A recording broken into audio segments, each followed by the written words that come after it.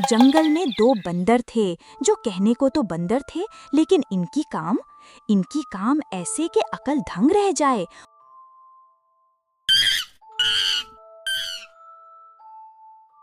और इन्हीं कामों ने सफेद पहाड़ों और सरसब्ज दरख्तों की खूबसूरती को और बढ़ा दिया था। इनकी दोस्ती पूरे जंगल में मशहूर थी। लेकिन ये क्यूट से दोस्त कभी-कभी आपस में लड़ भी पड़ते और साथ ही सुलह भी कर लेते। लेकिन इस बार कुछ अजीब हुआ। हमेशा की तरह ये आज भी दोनों जंगल में घूमने के लिए निकले। घूमते घूमते ये काफी दूर निकल आए।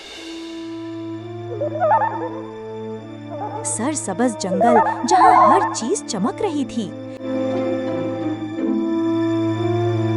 लेकिन वहां चुन्नू को एक लाल रंग का अजीब चमकदार कुछ दिखाई दिया। चुन्नू चाहता था मुन्नू की इस पे नजर न पड़े और वो अकेला इस नायाब चीज को पास जाकर देखे।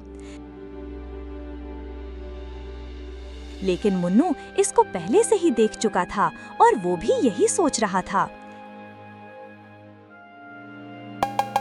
खैर, दोनों इकट्ठे उसकी तरफ बढ़े और पकड़ने पे लड़ पड़े। अब दोनों ने तकरार शुरू कर दी। चुन्नू, मैंने इसे देखा। हाँ मुन्नू, तुम इसे हाथ नहीं लगाना। मुन्नू, चुन्नू खामोश हो जाओ, मैंने इसे पहले देखा है। देखते ही देखते तकरार बढ़ गई, इतनी ज्यादा कि जंगल के जानवर भी वहां आ गए। जानवर उनको देखकर बातें बनाने लगाए। मुस्की हिरन ने कहा, कैसे दोस्त हो, एक चीज को मिलकर देख लो। बनी रैबिट भी हंस रहा था। बाबू टर्टल ने भी अपनी ओपिनियन दी। काली बकरी तो पहले ही तैयार थी जंगल में कुछ नया देखने के लिए। खैर, चुन्नू और मुन्नू की इस लड़ाई में गेंदा पास की नदी में गिर गया। अब एक लम्हे के लिए जंगल में खामोशी हो जाती है। चुन्नू और मुन्नू एक दूसरे की तरफ देखते हैं। दोनों का ये बात समझ आ जाती है कि झगड़े की वजह से इन्होंने एक कीमती चीज गंवा दी है।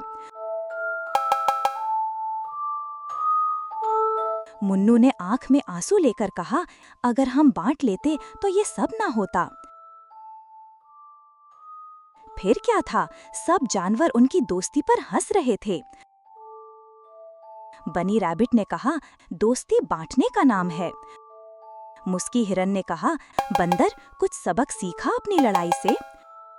चुन्नू और मुन्नू बहुत शर्मिंदा थे, मगर उनको सबक मिल चुका था कि नेक्स्ट कभी भी आपस में नहीं लड़ना। प्यारे बच्चों, आपस में लड़ने से हमारे दुश्मनों को मौका मिलता है कि वो हमें नुकसान पहुंचाए। हमेशा दोस्ती की कदर करो और आपस में प्यार, मोहब्बत और बांटने को तरजीह दो।